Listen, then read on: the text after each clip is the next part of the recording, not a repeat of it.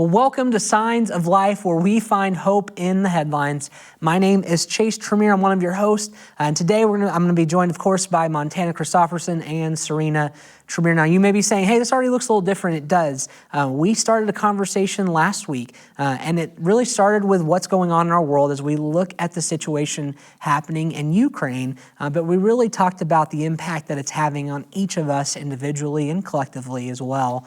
And so this is going to be part two of that conversation from last week.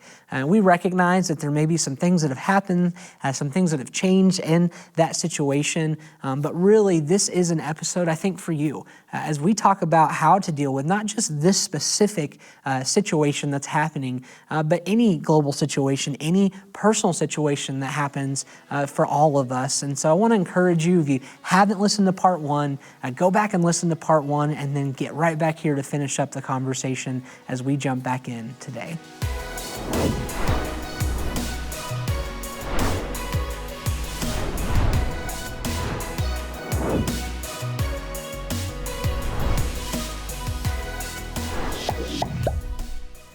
Talking about, taking action and coping and what do I do and all of those things. Like, what can we do? Yeah. What comes to mind? Like, what are we already doing? But what are some other things that people can do or what we can do? Because we're talking about a global thing, right? A really big thing. And this won't be the last one. It's not the first one for all of us who are watching, but it's not going to be the last one either. And also, that's the global level. There's going to be a personal level. There's going to be something going on in your family, in your community. Like, there's going to be these things. So you're right. Like, how do we care for ourselves? How do we care for one another in that? And I think as we, because we're selfish, let's start with us, like individually. Like, the first thing I would say is, and based off a couple episodes ago about the Honesty Club that you talked about, like find the people you can share with, find the people you can sit with, find the people that you can have a conversation with, like we're having right now, to where you can talk about the things you're feeling, where you can hear other people talk about the things they're feeling. I know that's important for me, because if I don't do that, or I don't allow someone to ask me beyond surface level questions, the hard questions, then I won't experience those feelings fully, and I'll just move right past them. Yeah. And so, I think about that, and as you hear me even say that, like, what are some things you've done to make sure that those kind of conversations happen? Like the real authentic conversations happen in your relationships or friendships?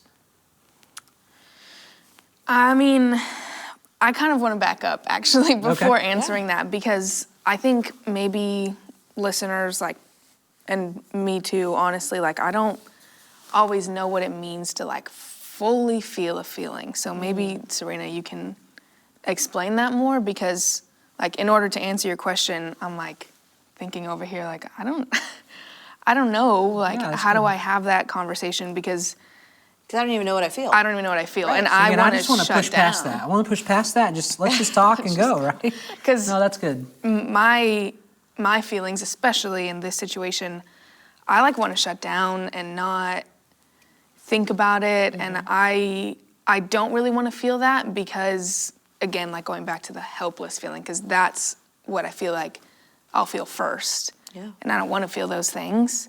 I want to feel compassion first, but that's not the first thing I think of. Yeah. So, maybe you can explain more, what does it really look like to feel your feelings fully? I think what you're describing, the fact that you even brought this conversation back to that, you're feeling your feelings, because you're recognizing that I wasn't done feeling that.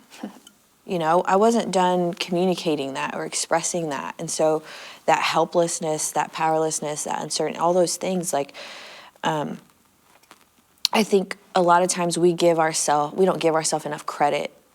And we run to this, I don't know, right? When someone asks, how are you feeling? And I hear it all the time with my clients. And with my clients, they know, if any of them are watching, they know I'll say, well, that's not an answer that I accept.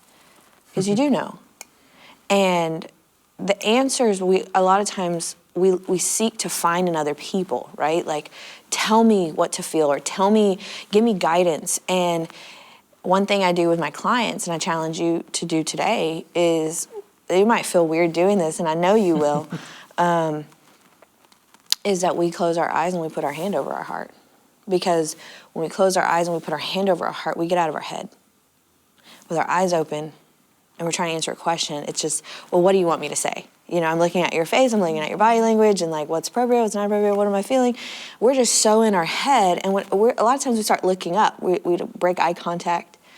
We close our eyes and we shut all that down. We put our hand over our heart and we get in tune with what it is that is actually happening in our body, in our heart, and in our mind.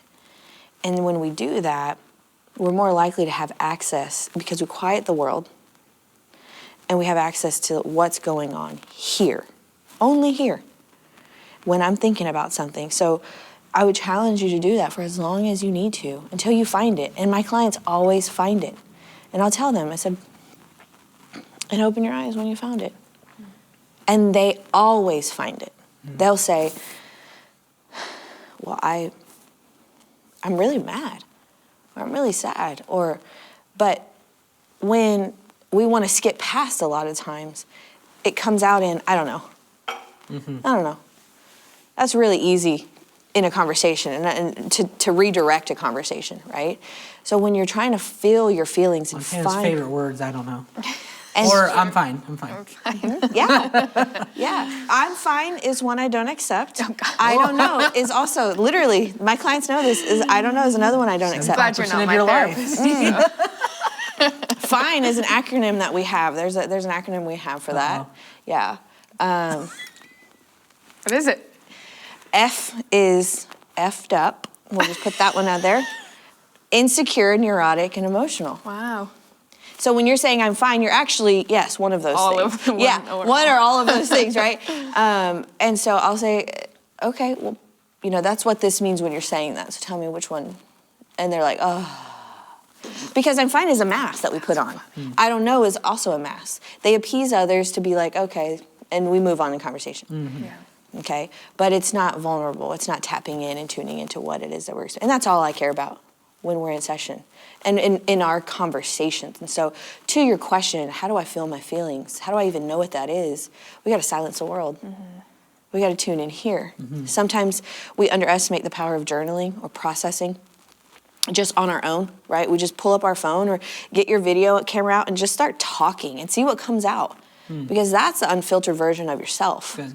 right? Don't worry about waiting to have a conversation with someone or scheduling a coffee break or, you know, or having another meeting. Like, figure it out here. Have intimacy with yourself. That's good. And then we can have intimacy with other people, right? That good. emotional intimacy. Because skipping to a conversation with other people, it's like, I don't know. I don't want to Feels do like that. your mind is like blank.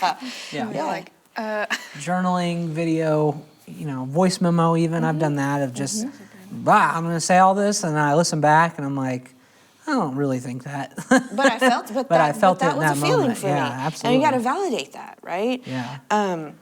So kind of that individual focus is good. And then, like you said, when you get to that place, it is good to bring someone else in. And I think that's... It doesn't have to be a whole crew of people. No, not at all. Be That's what I was one going to say. I think that's Can be your honesty what club. could be your honesty club, but therapy. Like, you know, for me, like as a local church leader, a pastor, like someone that you can trust enough to share that with is, I think, highly valuable. Absolutely. And so, what does that look like? I'm not just therapy. Like, what we all have access to is somebody, a friend, hopefully. Hopefully. So, you know, how do you start those conversations? How do you grow that intimacy with those you know, friends, like family or family, to have those kind of conversations? Because, you know, and I'm maybe being too practical here, but I think this is important. Otherwise, those conversations never happen. So you probably aren't pulling up to a party on Friday night at Chili's and you're like, hey guys, what are you most fearful for right now? Like, that's probably not the way to do it. So what is a good way to start? Maybe if you don't already have those relationships, or you have some people you're like, I could trust these people. How do you start having those kind of conversations that are intimate but are important? Well, we got to start with our low risk people. We talked about this last week. Okay, our family, the people that we would trust with anything, and that's not a lot of people. And you know, reaching out and saying, hey, I'm feeling a little overwhelmed. And it starts with sharing that very vulnerable piece. Or can we have a moment to like unpack like some of this Ukraine stuff? You know, I've had a friend call me and say like, hey, I just really need to like vent. Like I'm going everywhere. You know, a single mom taking care of kids on her own and the world feels in complete disarray. That's a step that we have to take for ourselves, right? And lean into trusted people. And just recognizing we're not a burden. When it's our low-risk people, we're not a burden to them. That's good. And so being a part of that exchange, right? And sometimes, a lot of times, starting that exchange with low-risk people in our life. But, you know, it's important to spotlight that at the core of all of this stuff that we're getting into on, like, how do I do this and what do I do and how can I cope? You're more resilient than you give yourself credit for. We all are, right? And the same toolkit that got you through the pandemic, the same toolkit that got you through that job loss or that breakup or that traumatic event or, you know, whatever it may be that we have endured throughout our life, that toolkit is what's going to get you through this, right? So we can add things into that toolkit, like picking up new tools and saying like, you know what, well, I haven't actually tried, you know, journaling, or I haven't actually tried going to therapy. I haven't actually tried, you know, connecting with a pastor or a mentor or a close friend and like really diving into like harder conversations. And we can always add to that toolkit, but reminding ourselves that we have tools. Yeah, that's good. We have tools and we can trust ourselves, because a lot of times in these situations we lose sight and we feel like, I don't know what to do. You know, just because I'm fine, I don't know. I'm fine, I don't know. You know, because we've never been in, you know, World War III scenario or whatever it may be, right? Yeah. But just because we've not been in this type of war, we've been in our own personal wars and survived and coping with that and using that as a coping thought. That hey, I've survived so much and I'm going to survive this one too. Yeah, I think that's so good. And that's where, I'm not good at this, but the journaling idea, like writing things down, whether it's what's happened, whether it's an account of your life, or whether it's your hopes, your dreams, your prayers for the season you're in. Because, like you just said, as you look back, like if we all stopped and really looked back at the last 2 years, 5 years, 10 years, the things we have made it through. Yeah. Like if you're breathing and you're watching this and you're listening to this, like you've made it through some very hard things, and that has grown some resilience in you, and that has, like you said, put some tools in your tool belt and sharpened some of the tools you've had for a while, and pulled out some of the ones that weren't working, weren't helpful, right? Exactly. You know, when we talk about journaling, one of the things I get a lot from my clients is I don't even know where to start. Like that feels overwhelming to me, like thinking about journaling. And at times in my life, I used to journal so much in college. I mean, I have stacks of journals, and it was so life-giving to me. And then in this new season of my like adulthood, it doesn't feel as, you know, life-giving to me. It feels like another thing I have to do, and it's like a lot of work. Maybe because I got a lot more going on in my head and I can't really like write as fast as like it fires off. But that's where the digital journaling or the video journaling. But either way, starting with this sentence, very practical sentence. It's a fill in the blank. It says, I feel blank, which is understandable considering blank. That's it. And sometimes we just start with I feel blank. And I have a little feelings chart, and I help my clients find that feeling. Because feelings are like, you walk into a paint store and you're like, I want to get the color green. And they're like, well, here's an entire wall of every shade of green, right? And that's a lot how feelings are, is that I can say that I'm angry, but it's not like rageful. It's, you know, maybe it's more of a annoyance. You know, and there's so many shades of our emotions. That's good. And it's something you guys can Google and we can put up on our page too, like this feelings wheel on how to guide us into expanding our emotional vocabulary. But I feel blank, which is understandable considering blank. Yeah. Because the first part is identifying what I feel. The second part is my truth. because of what happened or because of what is going on.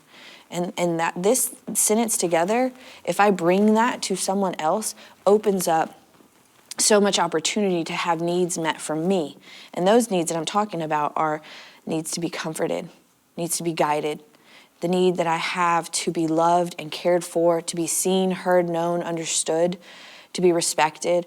It opens up opportunity for those needs to be met. Yeah. And a lot of times I write it on my board like a little math problem. Feel my feelings plus tell my truth equals opportunities to have needs met. And a lot of times we just stop at feel my feelings. Yeah. But that's not the rest of the equation. Yeah. And it's not going to lead us to the answer, right? That fulfillment. So think about that. I think with that too, once you get there, then it is also figuring out what is true.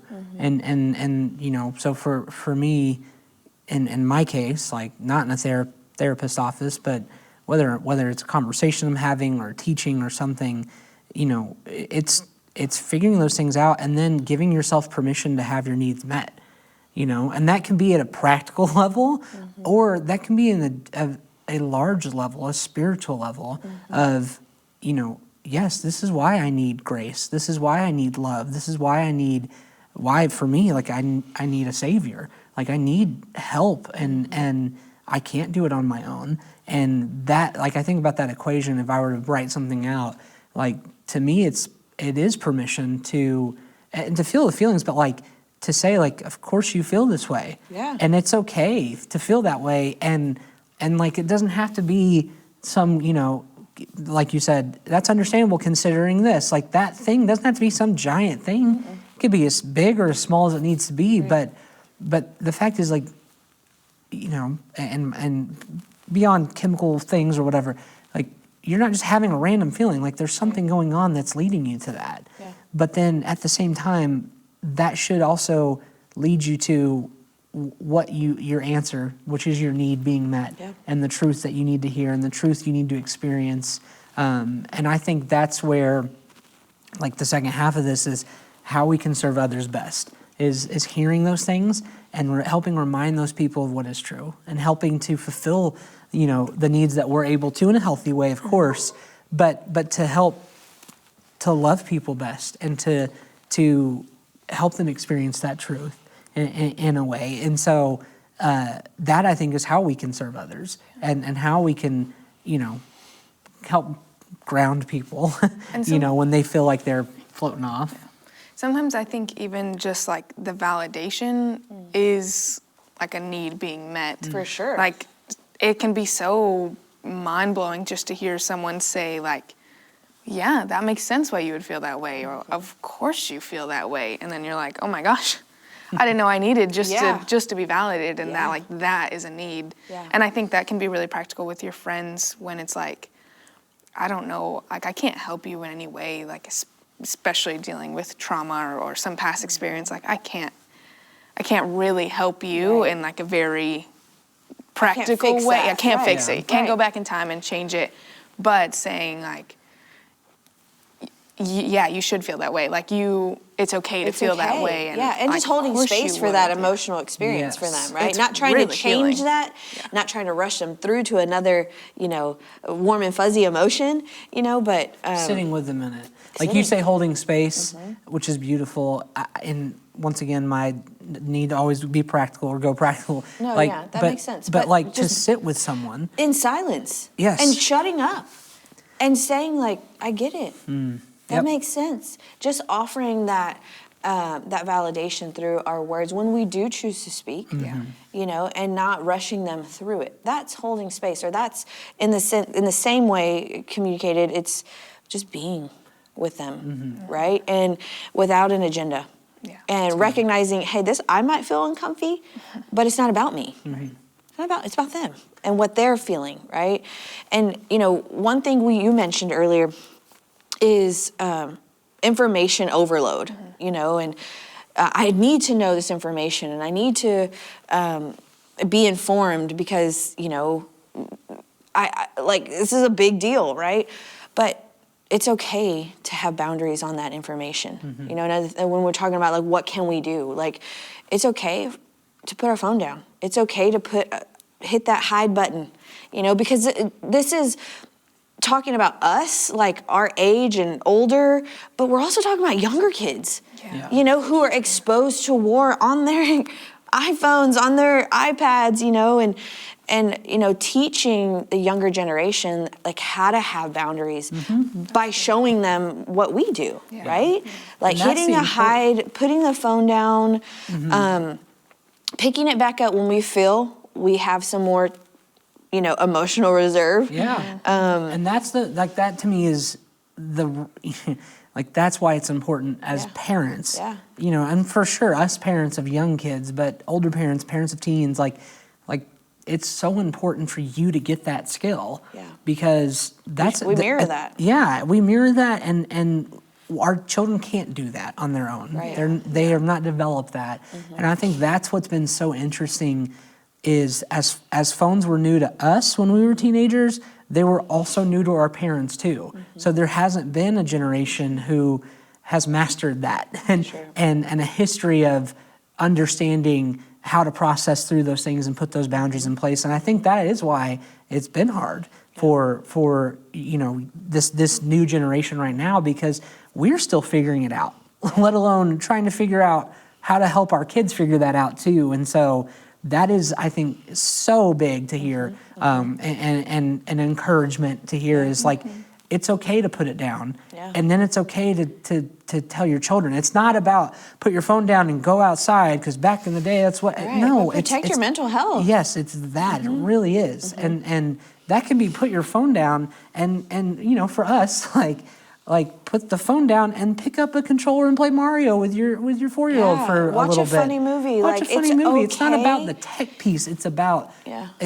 what you're consuming out of that. You're not a bad person for turning off the news. Or you're, you know, going back to that, like I need to be punished because I'm undeserving, right? Like our kids can take that on too. Like, like look at all this that we have, and I have to know this. Like I have to drown myself in this, and it's important that we take these conversations that we're having here and have them at an age-appropriate level with our young people, because they're having these same conversations, right? Like, why is Russia doing this? Like what?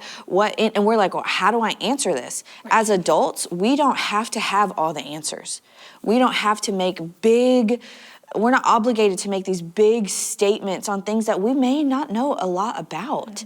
But we do have an obligation to care for our younger generation in the ways that we know how, right? So it's not, I need to give all of these answers to you and answer I can say, I don't know the answer to that, but this is what I do know, right? I know that sometimes in my body, I start to feel really shaky and overwhelmed, and I can't sleep well at night when I'm really reading too much of this. Do you ever feel that way?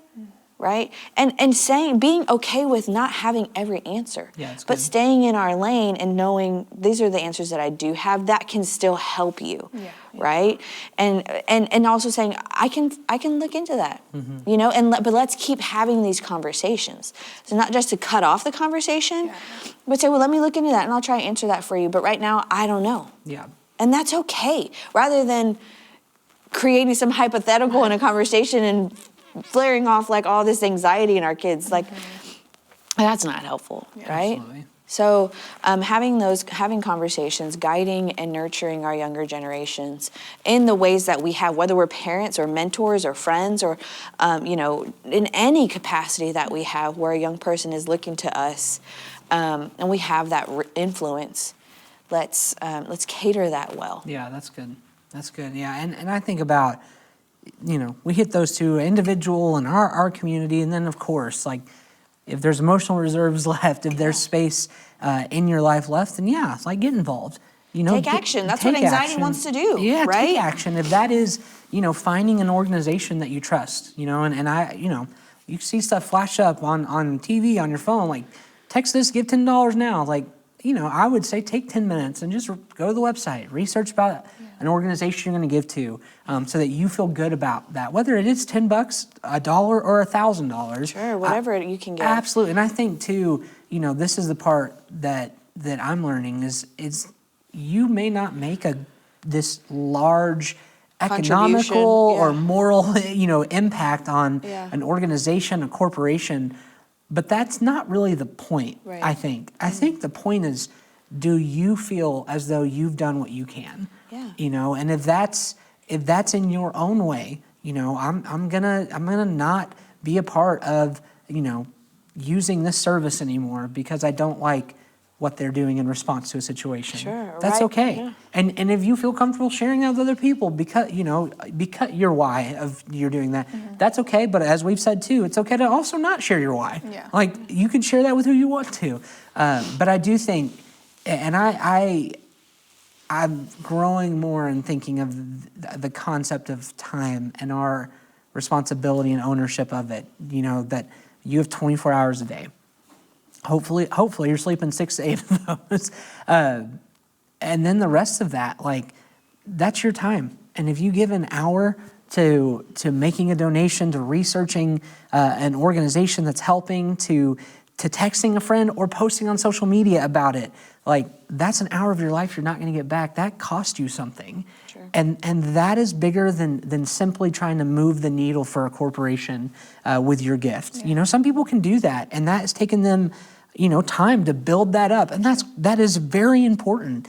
But for you, where you're at today, do what moves the needle in your life. Do what causes you to act different in a positive way, that causes you to serve somebody in a new way. And I think about that a lot because, like you said earlier, sometimes we feel like, well, it's not going to be big enough, so I'm just not going to do it. Yeah. And it's not going to be loud enough, so I'm just not going to say it. Right. But you got to say it to yourself That's first. a good point because we a lot of times underestimate our small contribution, whether that's $1 or an encouraging text or offering to walk someone's dog or whatever. That matters. That's action. And even if it's not directly related to what's happening across the world, our corner of the world, right, is what we have control over and what we can do in that corner of the world. We can't underestimate that and minimize the power of that because that matters. And we teach our kids, to do that same thing. Bake cookies for your neighbors. Yeah. Write a letter to a politician. Those are all things within our grasp. And when we recognize that, we'll be able to feel more.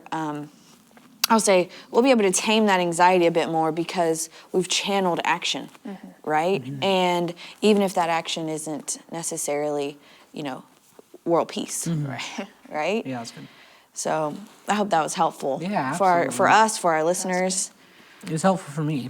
Yeah, me too. Yeah. For sure. Once again, too, as Serena said, take care of yourself. If that means doing all the things we talked about, it's the journaling, put it in your notes app, do a video, or put it on pen and paper, go old school.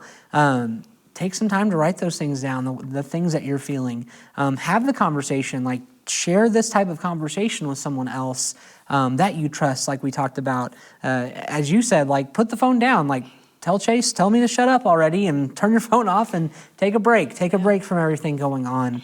I've enjoyed this conversation, 2-part conversation here. If you missed part 1, if you're just getting here at part 2, I'm so glad you're here, but I'd love for you to go back and catch part 1 as well. And if the episode, if this would help you to have a conversation with someone else, to start these conversations with someone else, share the episode with somebody. We hope this has been encouraging for you. Like we said, it has been for us. Yeah. And we want to encourage other people. We want to help everybody find hope in what's happening in our world, to find hope in the headlines. And so thank you so much for watching and listening today, and we will see you guys next week.